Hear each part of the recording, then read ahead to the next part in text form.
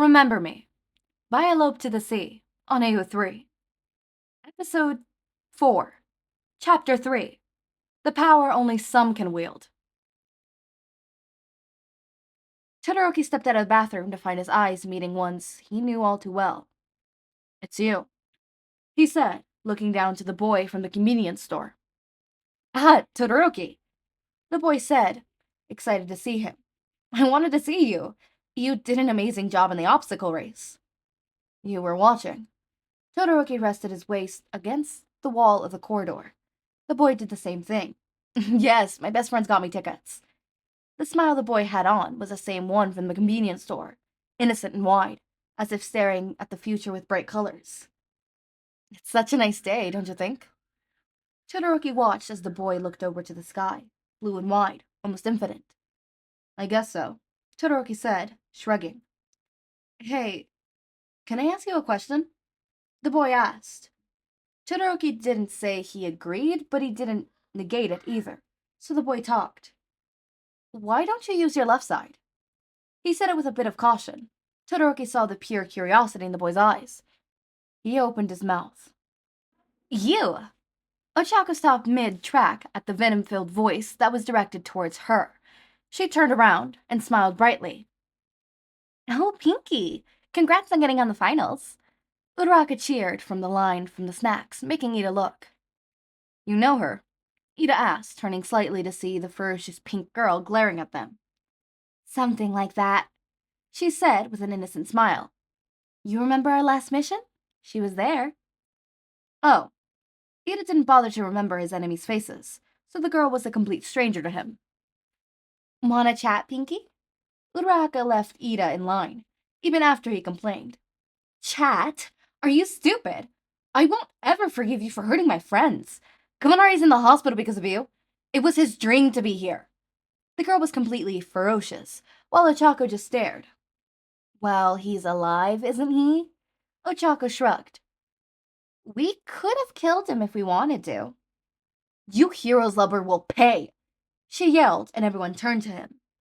Ochako looked around and simply sighed. "I wouldn't be careful on how loosely you use that name," she said, crossing her arms across her chest.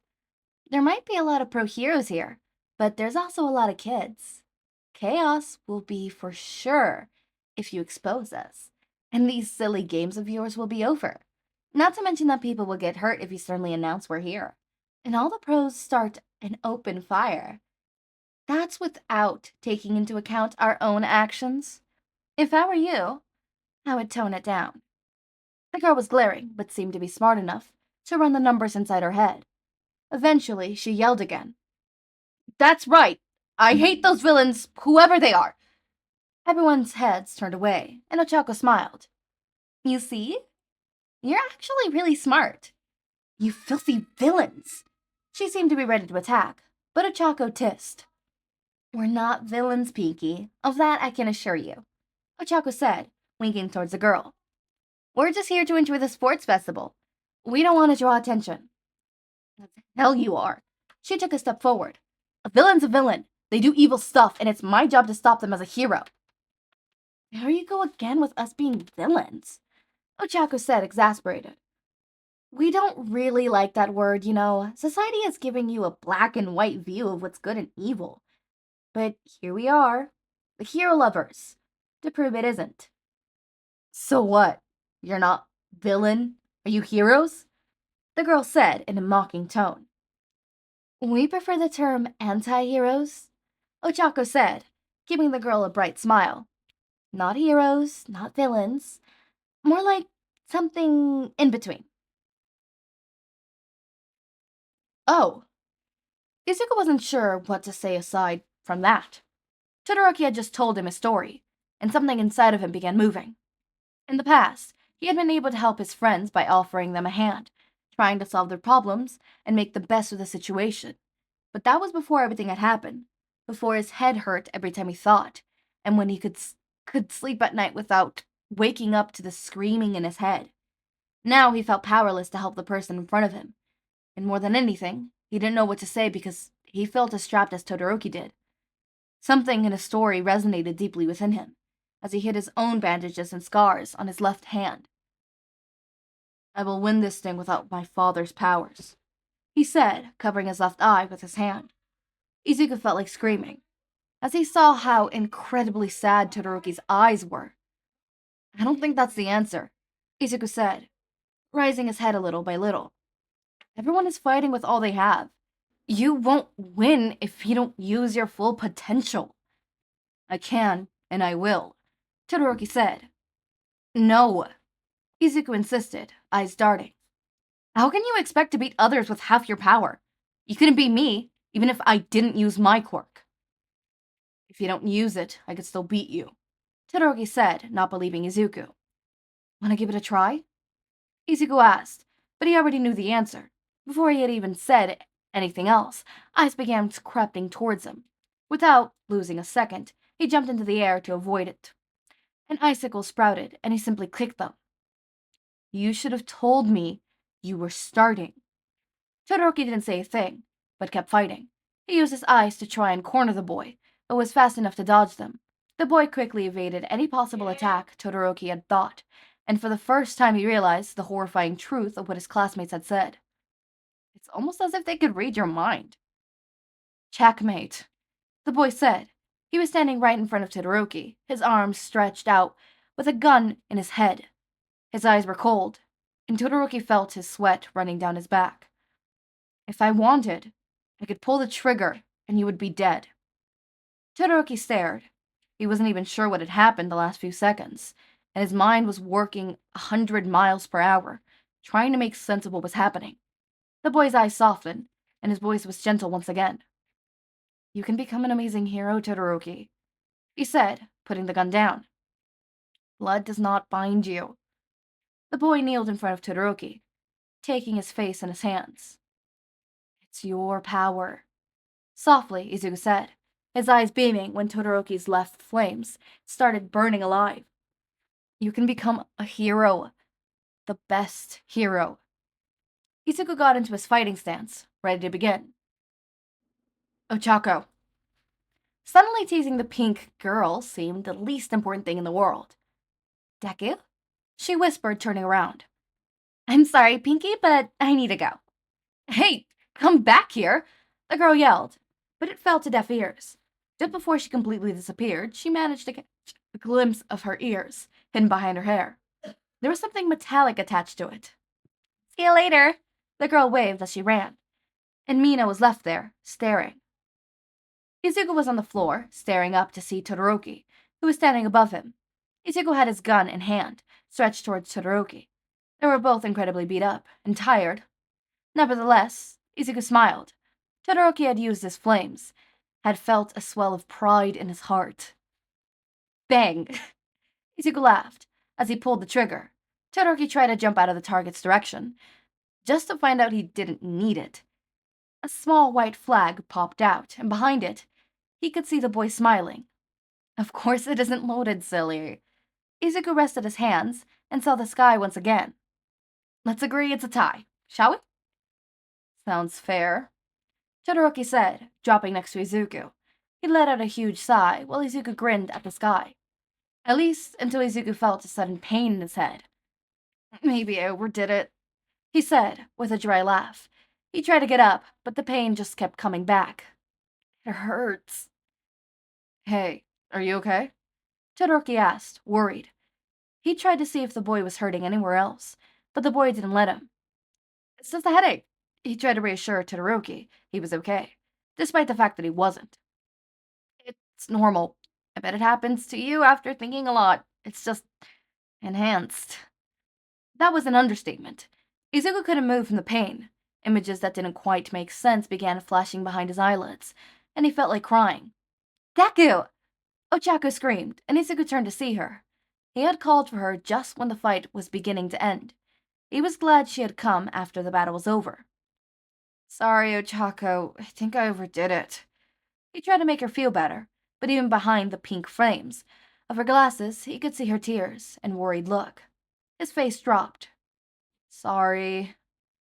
"We are going home, right now, and you coming here was a mistake," she said, furious. despite the fact that Izuku knew where she was coming from. "No, just one more match," he begged and turned to see Todoroki. "You need to win this. I need to see you win, Todoroki. Promise me you'll win with your power." Todoroki stared at Izuku, but silently nodded. "Is that a promise, then?" He turned to Ochako. "Please, just one more match. I can handle it." He knew that Ochako was crying, despite being behind the sunglasses. He couldn't bring himself to leave. Not yet. "You're such an idiot, Deku," she whispered, but took him in her arms, carrying him to the benches. "Todoroki, you can do it!" Izuku screamed from the top of the benches. It was the last bit of strength he had, and soon after, he passed out. Ochako carried him as she watched how the flames engulfed the area. "You better win, Flame Boy." He won the battle, but finished third in the whole competition. A few days after the sports festival, Todoroki passed the same convenience store. Without doubting himself a second, he entered it. He saw the familiar hoodie, and suddenly, this almost empty place seemed like home. "You're here," he said, taking the attention of the boy, who was browsing through some chocolates. "Todoroki!" The boy dropped what he was holding and was going to greet him. "I saw you finish in third place. You did amazing." "In the end, I couldn't use my flames in the next battle," he said, looking down to his hand. A small hand took his. "Well, some things take time," the boy said, smiling kindly. It brought Todoroki back to earth. "I forgot to ask, why were you there?" Todoroki asked, still a bit unsure if he should trust the boy 100%. He was, after all, a villain. "I told you, I like heroes," the boy answered, curious look in his face.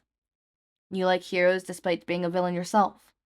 Todoroki asked, his eyes certainly turning cold. The boy noticed immediately, and his face dropped. "Villain is a strong word, don't you think?"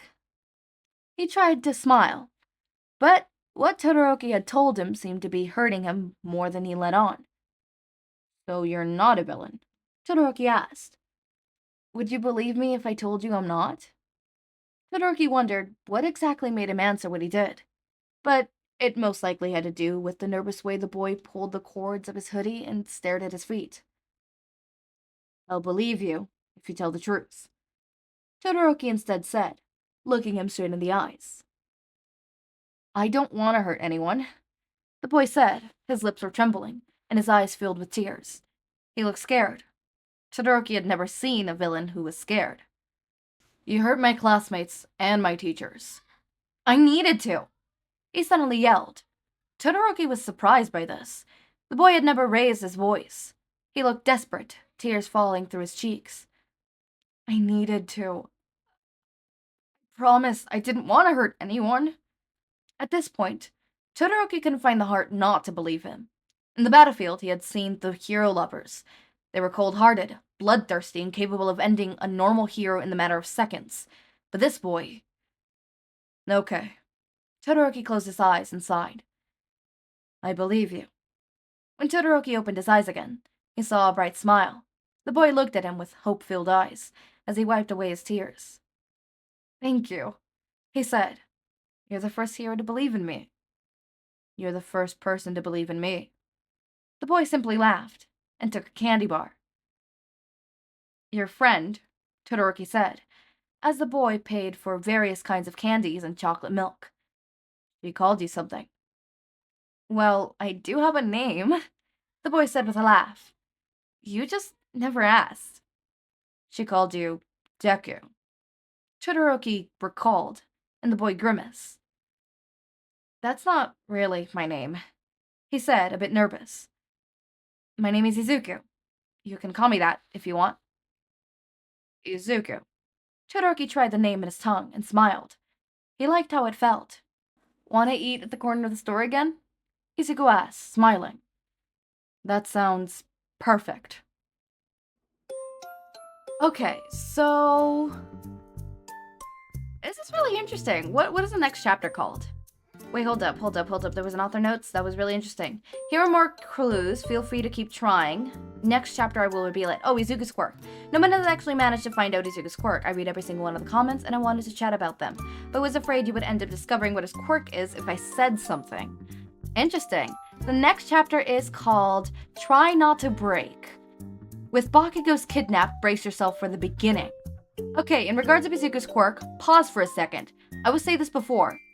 What's Izuku's quirk is actually a rhetorical question. I felt that if I said this before, you all find out quite easily the truth. With this key of information, try to figure it out before the chapter reveals it. Does Izuku not have a quirk? Wait, does Izuku not have a quirk? And this is like, it's not that Izuku has a quirk, but there's a quirk placed on him, limiting him on his abilities to be able to think. That's my next guess. Okay, as always, my raindrops, make sure to eat, sleep, drink water, take your meds. Have a wonderful day or night. Link to my Discord server and socials are down in the description. Subscribe to see more of my content, and thank you so much for watching.